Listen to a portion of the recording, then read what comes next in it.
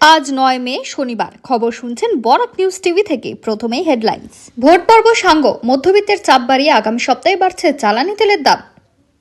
বিপদে পাশে দাঁড়িয়েছিলেন, এবার শুভেন্দু মুখ্যমন্ত্রী হতেই শুভেচ্ছা হাসিনার। বিয়ের ২.৫ মাসের মধ্যে রহস্যজনক মৃত্যু নববধূর, গ্রেপ্তার স্বামী শ্বশুর শাশুড়ি। বিজয়ের পর দিসপুরে হিমন্তের সঙ্গে সাক্ষাৎ কমলাক্ষের। খাদ্যে বিষক্রিয়া নয়, তরমুজে মেশানো হয়েছিল ইঁদুরের বিষ। মুম্বাইয়ে ৪ জনের মৃত্যুতে দাবি ফরেন্সিক রিপোর্টে। ৪৮ ঘন্টায় ৩৬ এনকাউন্টার উত্তরপ্রদেশে। যোগী পুলিশের জিরো টলারেন্স নীতিতে নিহত ২৬৯ জন দুষ্কৃতী। দিল্লিতে ফের হামলার ছক, পুলিশের স্পেশাল সেলের হাতে ধৃত ৯ পাকিস্তানি। বিস্তারিত খবরে যাওয়ার আগে অনুরোধ, ভিডিওটি লাইক করে চ্যানেলটি সাবস্ক্রাইব করে রাখুন। এবার আসছি বিস্তারিত সংবাদে। ৫ রাজ্যে নির্বাচন শেষ হতে এবার জ্বালানি তেল ও গ্যাসের দাম বৃদ্ধির পথে মোদী সরকার। সূত্রের খবর, আগামী ১৫ মের আগে দাম বাড়বে পেট্রোল ডিজেলের, একই সঙ্গে বাড়তে পারে গ্যাসের দামও। ইতিমধ্যে বিষয় চিন্তা ভাবনা শুরু করেছে মোদী সরকার। জানা গিয়েছে লিটার পিছু ৪ থেকে ৫ টাকা দাম বাড়তে পারে। পাশাপাশি ১৪.৫ কেজির রান্নার গ্যাসের দাম এক ধাক্কায় বাড়তে পারে বলেও খবর। পশ্চিম এশিয়ার যুদ্ধের জেরে বিশ্বজুড়ে তেল সংকট চরম আকার নিয়েছে। গুরুতর সে পরিস্থিতিতে বিশ্ববাজারে অপরিশোধিত তেলের দাম ব্যাপকভাবে বাড়লেও যুদ্ধের আজ দেশবাসীর উপর আসতে দেয়নি সরকার। তবে ৫ রাজ্যের ভোট পর্ব মিটতে এ বিষয়ে চিন্তা ভাবনা শুরু করে দিয়েছে সরকার। সরকারি সূত্রকে উদ্ধৃত করে একাধিক সর্বভারতীয় সংবাদ মাধ্যমের দাবি, আগামী ৫ থেকে ৭ দিনের মধ্যে প্রস্তাবিত মূল্য বৃদ্ধির বিষয়ে সিদ্ধান্ত নেওয়া হতে পারে। অপরিশোধিত তেলের দামে আকস্মিক বৃদ্ধির জেরে তেল বিপণনকারী সংস্থাগুলোর ওপর চাপ বাড়তে শুরু করেছে ব্যাপকভাবে। এতদিন ধরে বর্ধিত উৎপাদন খরচ নিজেরাই বহন করে আসছে ওএমসি। এর জেরে প্রতি মাসে ৩০,০০০ কোটি টাকার লোকসান হচ্ছে সংস্থাগুলির। গ্রাহকদের উপর সেই ভার এতদিন চাপানো হয়নি, ফলে লাভের পরিমাণ ক্রমশই কমছে, যার জেরেই সরকারের উপর চাপ বাড়াতে শুরু করেছে সংস্থাগুলি। তবে তেলের দাম বাড়লে দেশে মুদ্রাস্ফীতি তৈরি হতে পারে বলে আশঙ্কা করা হচ্ছে। ফলে এতে প্রভাব যাতে ন্যূনতম থাকে সে বিষয়ে ভাবনা চিন্তা শুরু করা হয়েছে। দুঃসময় পাশে দাঁড়িয়েছিলেন। গণ অভ্যুত্থানে ক্ষমতাচ্যুত বাংলাদেশের তৎকালীন প্রধানমন্ত্রী শেখ হাসিনা দেশ ছেড়ে ভারতে চলে আসার পর বাংলার সে সময় বিরোধী দলনেতা শুভেন্দু অধিকারী বলেছিলেন, শেখ হাসিনা বৈধ প্রধানমন্ত্রী, তাকে অন্যায়ভাবে পদচ্যুত করা হয়েছে, তিনি প্রধানমন্ত্রী হিসেবেই বাংলাদেশে ফিরবেন। এবার বঙ্গে পালাবদলের পর সেই শুভেন্দু অধিকারীকে বিশেষভাবে শুভেচ্ছা জানালেন শেখ হাসিনা। বৃহস্পতিবার হাসিনার তরফে আওয়ামী লীগের তরফে বিবৃতি জারি করে জানানো হলো, পশ্চিমবঙ্গের বিধানসভা নির্বাচনে জয়ের জন্য ভারতীয় জনতা পার্টি ও তার জয়ী প্রার্থীদের আওয়ামী লীগ ও বাংলাদেশের প্রাক্তন সরকার তরফে শুভেচ্ছা। বিশেষ বার্তা দিয়েছেন ভাবী মুখ্যমন্ত্রী শুভেন্দু অধিকারীকে। ২০২৪ থেকে ২০২৬ গত ২ বছরের বারবার হুঙ্কার আস্ফালন দিয়েও শেখ হাসিনার ভাগ্য বদল হয়নি। দেশে ফেরা দূরের কথা, ফেব্রুয়ারিতে বাংলাদেশের সাধারণ নির্বাচনে তার দল আওয়ামী লীগ তাতে অংশগ্রহণ করার পর্যন্ত অনুমতি পায়নি। বাংলাদেশে এখন বিএনপির সরকার, খালেদা পুত্র তারেক রহমান প্রধানমন্ত্রী। নতুন সরকার হাসিনার প্রত্যর্পণ নিয়ে এখনও নয়াদিল্লির সঙ্গে কথা বলেনি। তবে অচিরে এই প্রস্তাব সামনে আসতে পারে বলে মনে করছেন ওয়াকিবহাল মহল। বিয়ের মাত্র ২.৫ মাসের মধ্যে এক নববধূর রহস্যজনক মৃত্যুকে ঘিরে ব্যাপক চাঞ্চল্যের সৃষ্টি হয়েছে কাটলিছড়ায়। মৃতার নাম সুস্মিতা দাস। বৃহস্পতিবার বিকেলে কাটলিছড়া থানার অন্তর্গত রাঙ্গাবাগ ৩য় খণ্ড এলাকার হাইস্কুল রোডের একটি বাড়ি থেকে তার মৃতদেহ উদ্ধার করা হয়। পুলিশ সূত্রে জানা গিয়েছে, খবর পেয়ে কাটলিছড়া থানার ওসি নিরুপম নাথ ঘটনাস্থলে পৌঁছে প্রাথমিক তদন্ত চালান। পরে রাত প্রায় ৮টার দিকে মরদেহ ময়নাতদন্তের জন্য এসকে রায় সিভিল হাসপাতালে পাঠানো হয়। ঘটনার পর মৃতার বাবা মোহিতোষ দাস থানায় লিখিত অভিযোগ দায়ের করেন। অভিযোগে তিনি জামাতা অমিত দেব, শ্বশুর অজয়লাল দেব এবং শাশুড়ি মণি ঘোষ দেবের নাম উল্লেখ করেন। অভিযোগের ভিত্তিতে পুলিশ অভিযুক্ত ৩ জনকে গ্রেপ্তার করে শুক্রবার হাইলাকান্দি জেলা আদালতে পাঠিয়েছে। শুক্রবার ময়নাতদন্ত শেষে সুস্মিতার মরদেহ পরিবারের হাতে তুলে দেওয়া হয়। পরে পরিবারের সদস্যরা শেষকৃত্যের জন্য মরদেহ বাড়িতে নিয়ে যান। মৃতার পরিবারের অভিযোগ, প্রায় ২.৫ মাস আগে সামাজিকভাবে সুস্মিতার বিয়ে হয়েছিল। বিয়ের কিছুদিন পর থেকে যৌতুকের দাবিতে তার উপর শারীরিক ও মানসিক নির্যাতন চালানো হতো।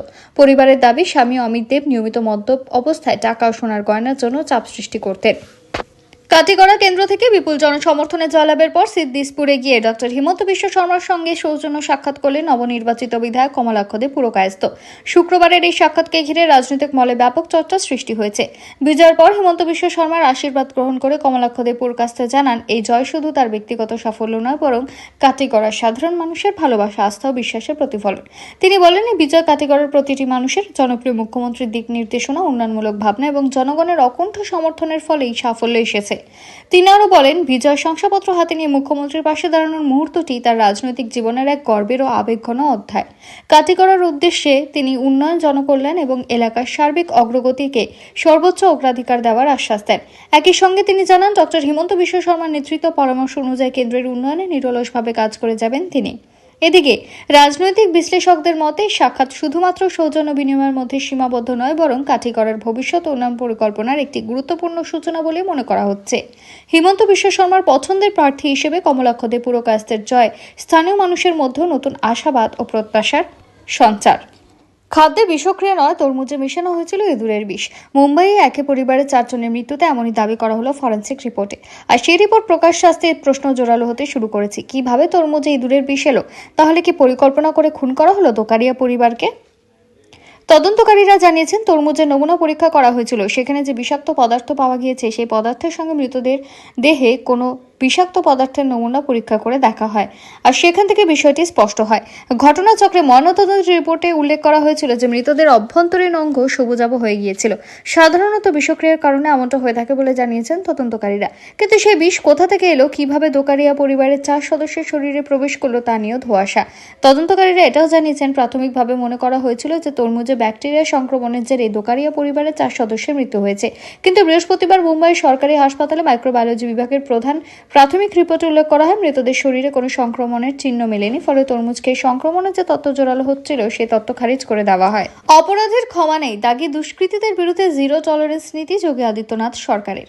গত 48 ঘন্টায় 36টি এনকাউন্টার হয়েছে উত্তরপ্রদেশে। বুধ ও বৃহস্পতিবারের এই সব এনকাউন্টারে নিহত 3 দাগী দুষ্কৃতী, গুরুতর জখম 46 দুষ্কৃতী। গ্রেফতার করা হয়েছে মোট 61 জনকে। রাজ্য পুলিশের ডিজি রাজীব কৃষ্ণা জানিয়েছেন, অপরাধীদের বিরুদ্ধে পুলিশের এই পদক্ষেপ এখানেই শেষ হবে না। সূত্রের খবর, 2017 সাল থেকে চলতি বছরের এপ্রিল পর্যন্ত উত্তরপ্রদেশে পুলিশের এনকাউন্টারে 269 জন দুষ্কৃতীকে নিহত হয়েছে।